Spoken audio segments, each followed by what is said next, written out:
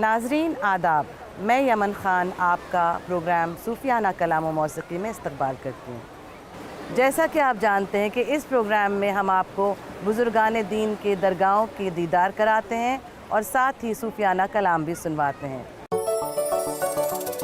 आज की किस्त में सफ़र करेंगे महाराष्ट्र में बसे एक छोटे से कस्बे कल्याण का और ज़ियारत फरमाएंगे हाजी मलंग बाबा की दरगाह की।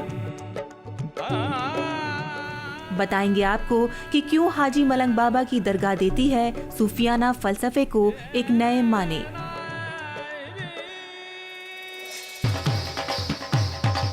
और पेशे नज़र करेंगे सरहद पार के मलंगों का दीवानापन।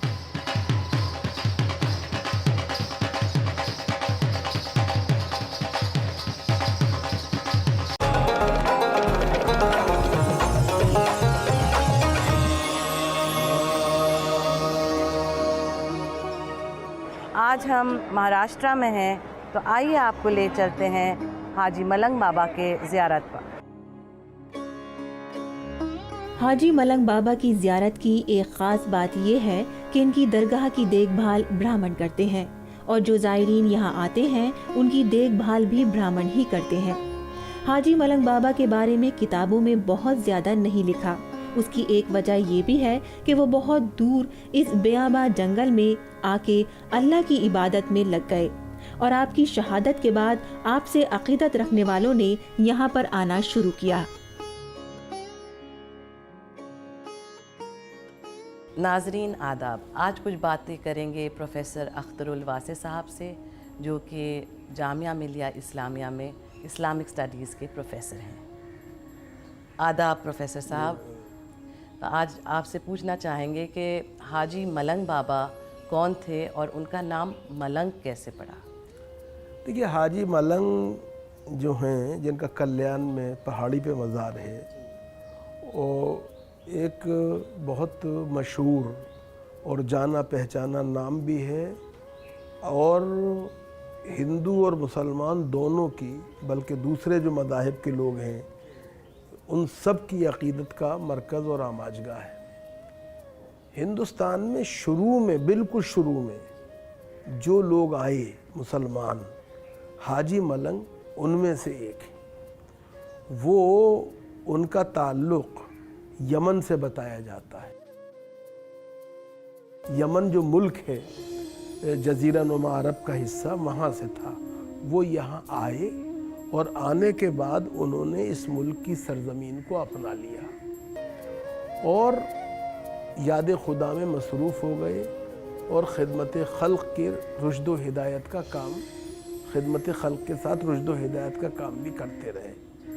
और इस तरह से चूँकि ये लोग जो हैं सेल्फलेस होते हैं और सिवाय खुदा और मखलूक़ खुदा दोनों के, एक की इबादत दूसरे की खिदमत, इनका मौक़िफ़ होता है और मंशूर हयात होता है, इसलिए ये सबकी आँखों का तारा बन जाते हैं। तो इस तरह से, और इनकी अपनी ज़रूरतें बेइंतहा कम होती हैं, अपने ऊपर तवज्जो नहीं देते। अंग्रेज़ी में एक लफ्ज़ है बोहेमियन।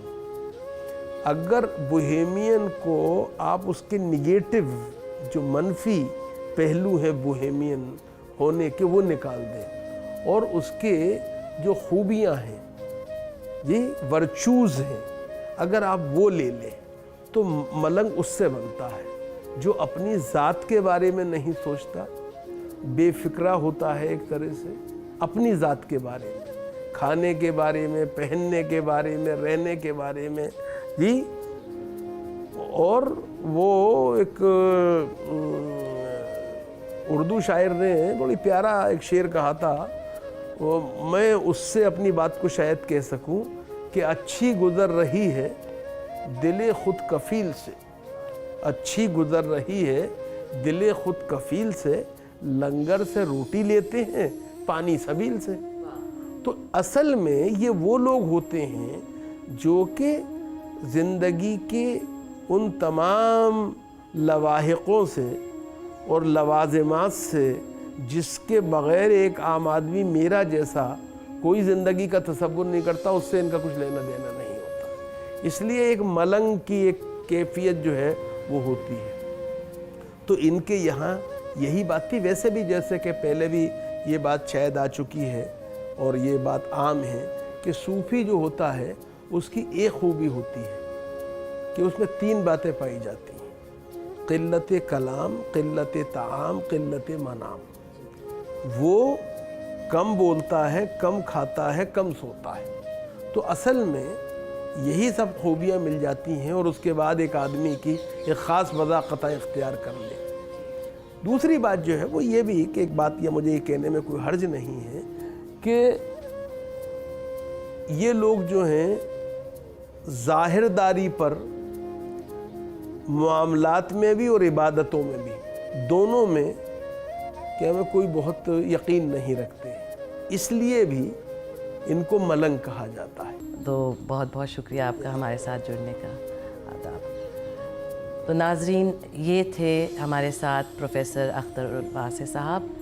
अब वक्त हो गया एक वक्फे का, वक्फे के बाद फिर मिलेंगे, तब तक के लिए इजाज़त दीजिए। इस किस्त के अगले हिस्से में तशरीफ फरमा होंगे मशहूर कव्वाल हामिद साबरी साहब, जो पेश नज़र करेंगे एक सूफियाना कलाम।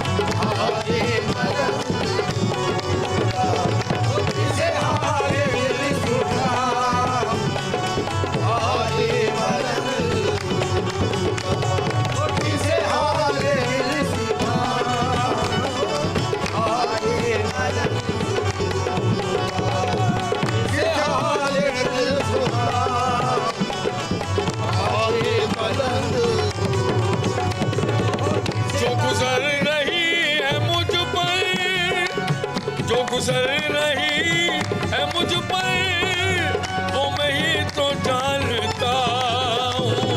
जो गुजर रही है मुझ पर, वो ही तो जानता हूँ। जो गुजर रही है मुझ पर, मैं आज मलंग दूल्हा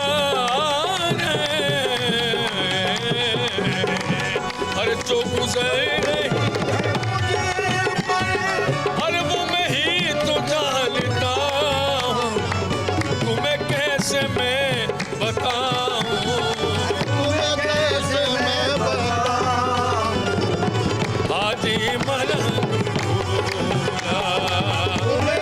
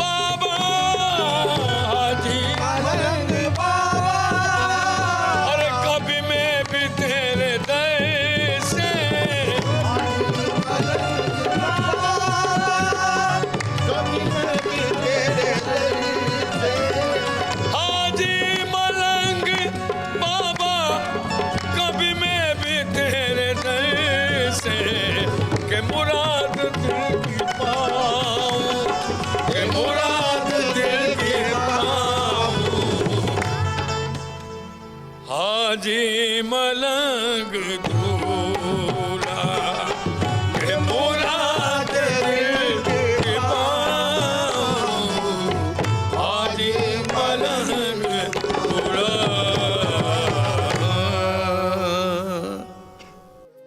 इखलाक साहब, हाजी मलंग बाबा की दरगाह जो है वो सभी जानते हैं कि हमेशा से ब्राह्मणों ने उस दरगाह की खिदमत करी है, तो उसके बारे में कुछ बताइए। और हिंदुस्तान में भाईचारे और मोहब्बत, अखलाक, इसमें सूफ़ीज़्म का क्या किरदार रहा है, इस बारे में कुछ बता दीजिए।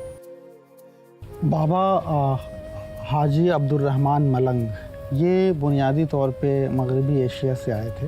तकरीबन 300 साल पहले मुग़लों के ज़माने में आए थे, और वो यहाँ आने के बाद जिस तरह से दूसरे सूफिया के यहाँ भी हम देखते हैं कि सूफिया ख़ास तौर से जब हिंदुस्तान आए और यहाँ पे देखा कि हिंदुस्तान एक ऐसा मुल्क है जो मुख्तलिफ़ कौमों का मुल्क है, मुख्तलिफ़ मज़ाहिब का मुल्क है, मुख्तलिफ़ अक़साम के लोगों का मुल्क है, तो उन्होंने इन लोगों के बीच में आपसी भाईचारे को बढ़ाने की बात कही।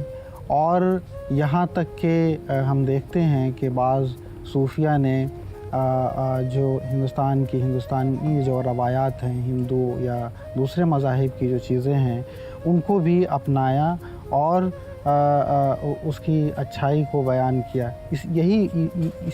इसी की वजह से उनकी ज़िंदगी में भी और उनके बाद भी मुख्तलिफ़ कौमों के लोग उनसे वाबस्ता रहे। और उसकी एक मिसाल खुद हाजी मलंग की दरगाह है, जहाँ पे ब्राह्मण भी हैं और मुसलमान भी हैं, दोनों उसकी देखभाल करते हैं। और ये हिंदुस्तान में भाईचारे और आपसी मजहबी मिलाप और मजहबी रवादारी की एक बेहतरीन मिसाल है। नाजरीन, अब वक्त हो गया है एक छोटे से ब्रेक का। कहीं जाइएगा नहीं, हम जल्द लौट के आते हैं आपके पास में। वक्फे के बाद आपको डुबाएंगे सरहद पार से आए मलंगों की मौज में।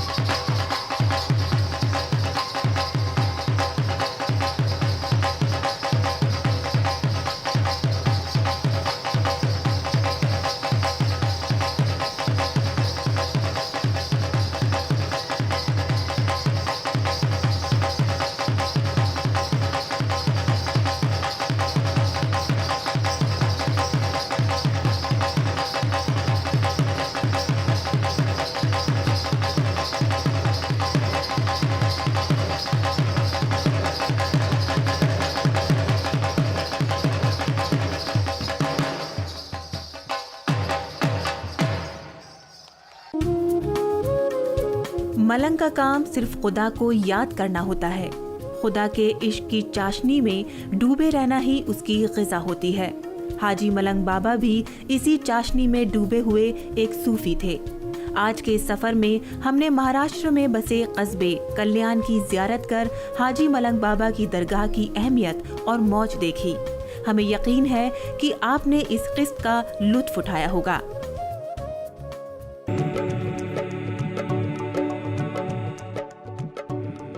अगले सफर में आपको लेके चलेंगे निजामों के शहर हैदराबाद और जियारत करेंगे दरगाह हजरत यूसुफैन की।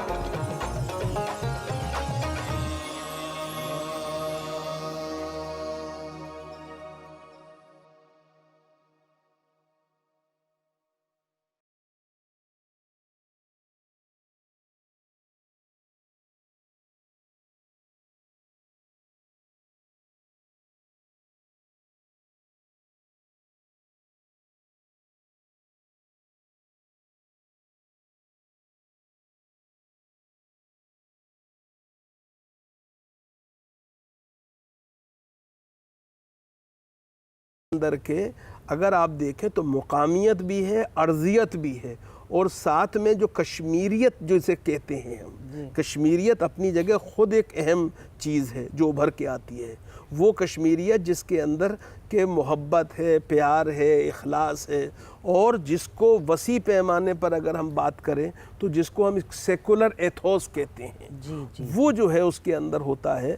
और तो कश्मीर के अंदर सरज़मीन हमवार थी तसव्वुफ़ के लिए, और इसीलिए ये बहुत दिलचस्प बात है कि कश्मीर में चरार शरीफ की रिवायत भी है, कश्मीर में हज़रत बुलबुल शाह की रिवायत भी है, कश्मीर के अंदर दूसरे सिलसिले भी हैं, और हब्बा खातून या अल्लाह देज जिसे कहते हैं उसकी रिवायत भी है। तो इस तरह से कश्मीर जो है वो हमारे यहाँ जो तसव्वुफ़ की एक कहकशां है वो हमें वहाँ पर आबाद नज़र आते हैं। बहुत बहुत शुक्रिया प्रोफेसर साहब। नाजरीन, अब यहाँ लेते हैं एक छोटा सा ब्रेक, फिर हाजिर होएंगे बस ज़रा सी देर में, कहीं जाइएगा मत। अगले हिस्से में सुनेंगे तुर्की के सूफियाना कलाम, तुर्की मौसीकी जिसने हिंदुस्तान की सूफियाना मौसीकी को असर अंदाज किया है।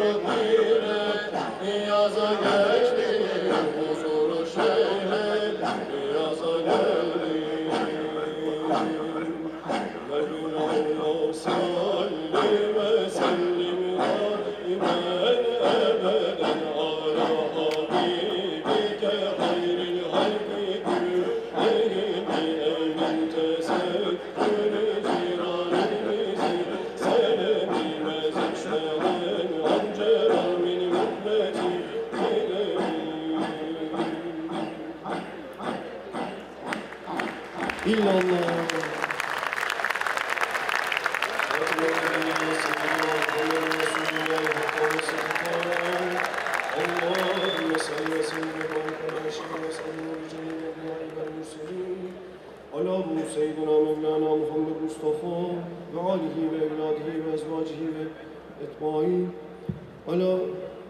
ve alel husus minhum Seyyidina Mevlana Es-Seyyid Eş-Şeyh Ahmed El-Rifai Abdülkadir Geylani Şemseddin Tebrizi Hazreti Mevlana Celaleddin Rumi ve İmam Ali Ebu'l Hasan Şazeli Veli Ahmed İzzettin Sayyad Mehmet Bahattin Nakşibendi ve Ahmed el-Bedevi ve Ebu'l Fütuh ve Mevahib Sultan Seyyid Saadettin Cibavi ve Muhyiddin Çişti ve Baba Ferit ve Şeyhi Hazreti Ethem Ümmü Kenan Hacı Cenan Valide Sultan Hazreti Kenan Fatiha. Allahümme salli ala seyyidina Muhammedin ve ala Muhammed. अगर ज़मीन पे कहीं जन्नत है तो यही है, यही है, यही है। आज हम कश्मीर में थे, ज़मीन की जन्नत में। आपको हमने यहाँ के खूबसूरत नज़ारों का दीदार करवाया और कश्मीरियत और यहाँ की सूफियाना रूहानियत से भी रूबरू करवाया और बताई हज़रत सुल्तान और आरफीन की तारीख।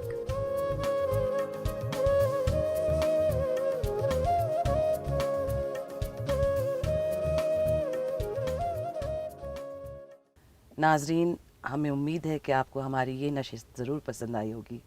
अगले हफ्ते फिर एक पेशकश लेकर हाजिर होंगे। खुदा हाफिज़।